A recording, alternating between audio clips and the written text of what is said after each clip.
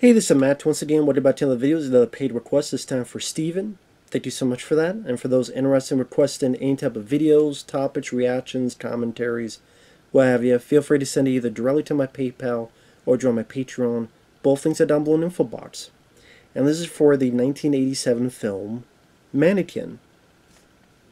Now, Mannequin is a film that I didn't grow up with as a kid, but I have seen throughout the years.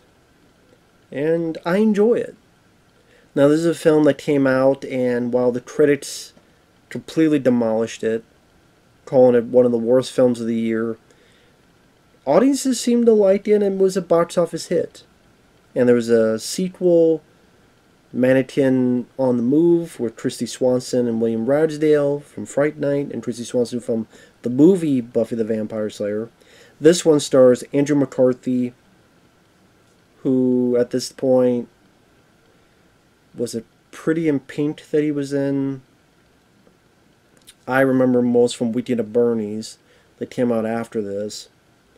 Always liked Andrew McCarthy as an actor. Kim Cattrall from Big Trouble in Little China, and later on she'd be on Sex and the City. Meshach Taylor playing Hollywood, who would later be on the TV show Designing Women. May he rest in peace. You also have James Spader, who would be the voice of Ultron in Avengers Age of Ultron. Jack's Back, which is a film I enjoy. The Love, great actor. G.W. Bailey, who was in quite a few of the Police Academy films as the sort of the bad guy who Steve Boomer and them always have to go up against among the Police Academy shenanigans. He was in the first film, and he came back, I want to say part 4 he came back in.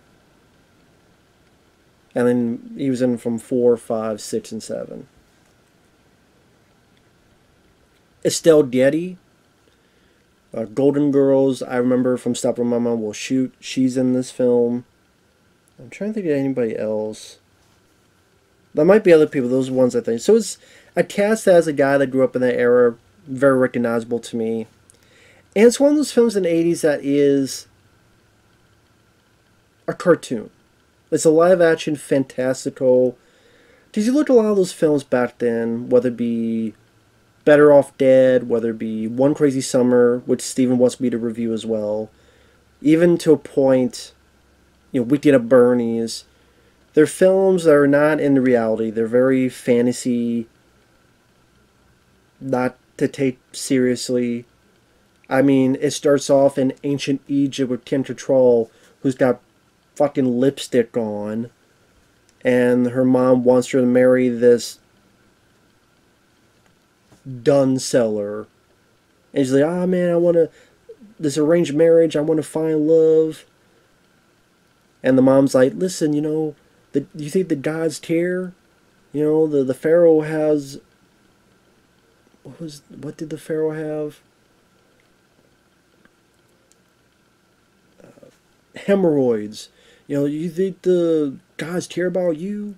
And then Cattrall disappears. What happened to her? And then you have an animated opening, cartoon animated opening with a lively, cheery song. And you get to modern time where Andrew McCarthy is a sculptor, but he's always getting fired because he tries to be too meticulous at his job, so he gets fired from making balloons or making pizza or other stuff. And he finally finds the mannequin that he, in a job he was fired from, had made. One that leads to another, he's by that store. The store is owned by Estelle Getty. And then below her, managed by James Spader, who is one of our bad guys. Very weasel type of character, but he's a lot of fun. A sign goes crazy. Andrew McCarthy saves Estelle Getty. And it's silly hijinks. It's silly, it's goofy. He's swinging back and forth. Pretty good stunt. Done practically. It goes back, he gets shot by it. But Estelle Getty gives him a job. And also he's working lower end. Meshach Taylor is in it as Hollywood. Very flamboyant. flamboyant guy, happens to be gay, who is actually, there's probably people that get mad at the way he portrayed the character, but when you look at the character, always too swishy and stuff of that nature, he's actually a very positive role model. Because number one, the only time someone makes fun of who he is G.W. Bailey, and Andrew McCarthy calls him on it, saying, well, you know what, could be worse, could be working with a bigoted asshole. He doesn't say asshole, but bigoted security guy. And he's not really the butt of jokes. Other people don't make fun of him. The lead character doesn't make fun of him. And also becomes one of the heroes at the end. Helping our lead guy, hosing down the cops. Mine's bigger than yours. And he's a very positive, likable character. And I just don't understand, a lot of people in the gay community enjoy that character and enjoyed that character ever since, so, which is nice to see. Because I love Meshach Taylor, like I said, for all those reasons I mentioned, likable character. This has a fun soundtrack as well. I mean, early on you have My Girl playing, My Girl, My Girl, when Andrew McCarthy's at his first job we see in the movie. Of course, the best song in the movie, the most famous song, is Starship's Nothing's Gonna Stop Us Now, which I believe was actually nominated for an Oscar for Best Song. Didn't win, but it was nominated. I do love that song. And a friend of mine said that more than likely that song is probably more popular than the movie, which he probably right. Although this movie was a hit. If you know the 80s, you mentioned, oh yeah, this is a very crazy idea. I didn't even get to the thrust of the idea. The mannequin comes to life and is Tim Cattrall's spirit in the mannequin. But if anyone else sees her, she turns back into a mannequin, so she can only be shown to Andrew McCarthy when no one else has seen her other than him. And she tells about how she's been amused to a lot of people, inspiration, and she's been inspiration to him and his work, but she's always looking for true love, and the story is ultimately they find true love. As crazy or as stupid or as ridiculous as the whole idea is, what makes the film work is the cast just having fun with the movie. I think the cast know what kind of movie it is. James Spader, very different type of role, is very Weasley, nerdy villain character who is awkward. Someone says, what was the line?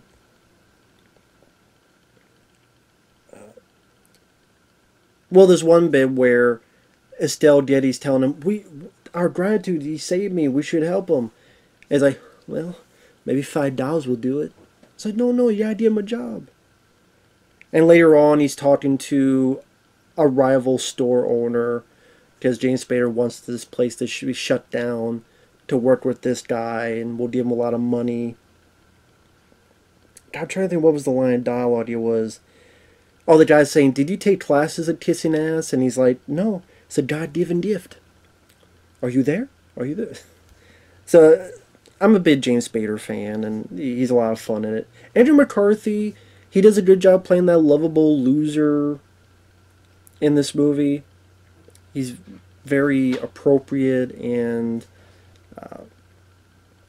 whether in this or Whitney and Bernie's, it's like, yeah, the idea is silly and goofy, but you know how sometimes an actor's in it, it's like, I can't believe I'm in this fucking film. You could feel it from them. Didn't feel it from McCarthy, so just likable character. G.W. Bailey, he's having fun, pretty much playing the same type of role he played in Short Circuit and Police Academy, only he's a night security guard. He has a dog named Rambo. Tim Cattrall is beautiful in this. She's sexy, not only sexy, but sultry. Like, she's gun-ho. She's going for it. She's a great tease. But she's so sexy and sultry with Andrew McCarthy. Shake her body, take her clothes off willy-nilly, and then McCarthy... Or they're doing montages where they're going all these different clothes, and she's showing her leg, showing the rest of herself, and leaves. And McCarthy runs after her. She's just very playful. Just very playful, and just into it, gusto, and just... And I think that's one of the things that, while the film has a goofy, good-natured feel to it, it's a film that is not to be taken seriously, and a lot of crazy shenanigans. The director is the same guy that would go on to do Mr. Nanny with Hulk Hogan, which I do find this film better than Mr. Nanny. But like I said, the cast, the charming soundtrack, and the crazy hijinks that would happen in the 80s do make it a good-natured, fun time. But I think what also...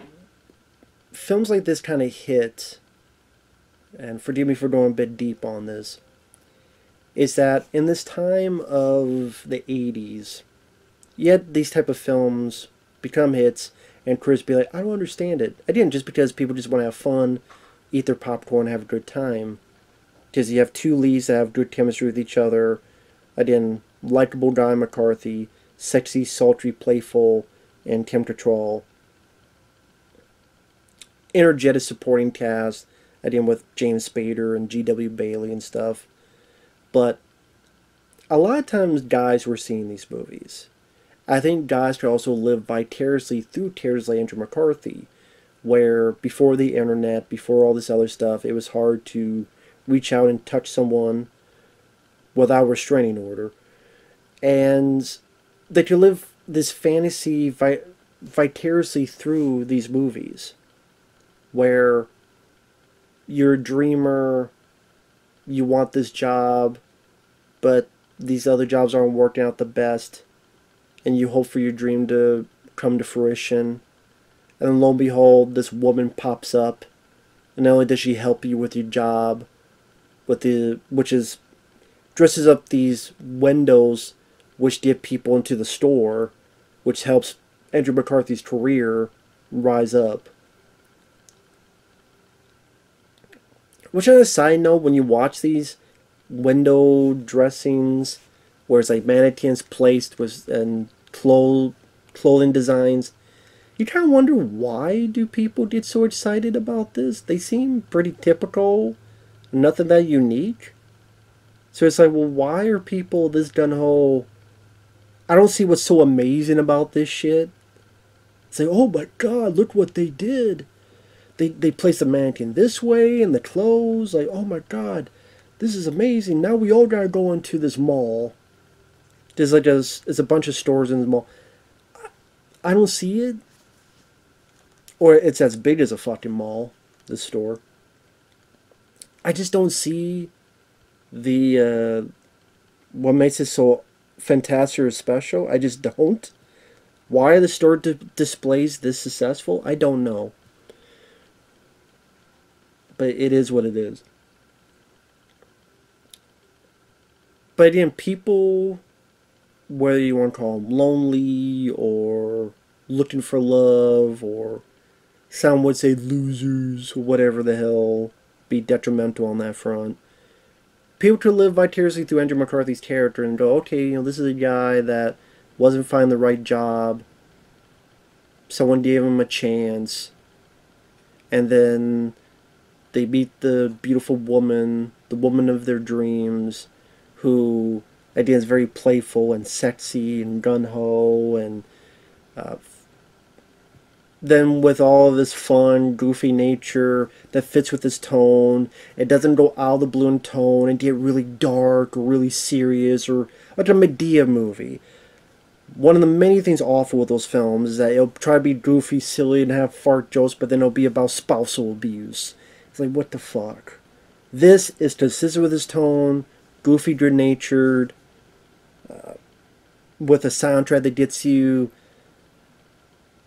happy and excited. and silly and zany of a story to have a good time with it. And that's really what this film's about. And again, Hollywood, fun supporting character, to a point that was really the only person they brought back for the sequel. Like, that's how popular that character was at this time. That's the only character they brought back in the sequel. And love is found. It's kind of like at the end of the film, there's a bit where I found pretty funny. The mannequin's in danger of being destroyed. Andrew McCarthy saves her. Sorry, spoilers. Spoiler from here on out. And then she's real. They're happy. Bad guys get their just desserts. And this janitor's watching the whole thing. And he sees what happens, so he looks over to this pile of mannequins. He just jumps in, trying to find his own. And then he thinks he finds one, but it's a woman that was fucking over Andrew McCarthy, got knocked out. She's like, "Oh, what are you doing? Stop kissing me." So then after everything's over, the camera stays on the janitor. He stops, and he jumps into the pile again, hoping that I think he also comes back in the sequel as well, funny enough. I think that guy does as well. But he jumps in wanting to find that magic moment for himself. I think there's a lot of people that live vicariously in these fantasy type of movies that, in a weird way, want that kind of stuff to happen to them. Which I can't blame them, because you get your dream job and you get your dream girl. Can't blame them for that. Some are saying that maybe I'm looking too deep into that, but I do think there's a part of that in films like this that hit people the right way and make them successful. And on the same time, just like, you know what? Shit's going on in real life. I just want to relax, laugh, likable actors, funny supporting characters, entertaining weasel villains like James Spader, catchy soundtrack, short enough running time doesn't overstay its welcome, tone that doesn't go out of place, inconsistent, like a lot of movies do nowadays. Sometimes it's just what I want. I don't blame them. And it's a fun movie, man. Again, I'm surprised this never got like a special edition. I don't even think I own the film. I had to watch it online. I don't know if it has a Blu-ray. Maybe it does, but I'm sure it doesn't have any features. Just like, this is a film that people remember when it's the 80s, and again, made enough money and got a sequel, but I don't think it has a Blu-ray. And if it does, it definitely has no special features. So this is a film that, well, like Weekend at Bernie's has a Blu-ray but has no features, which is strange because Andrew McCarthy and them are always willing to talk about Weekend at Bernie's. So why can't someone just say, let's do a special edition? Just Terry Kaiser, like all those people nowadays, they'll go to Comic-Cons, they'll talk about the films, especially Weekend at Bernie's, Captain Mary Stewart. Like, I'm going off tangent, but like, why didn't someone just do a special edition of Weekend at Bernie's? And same with this. Why didn't someone just do a special edition of this? But oh well. With that said, thanks for watching. Take care, and we'll see you later. Bye-bye.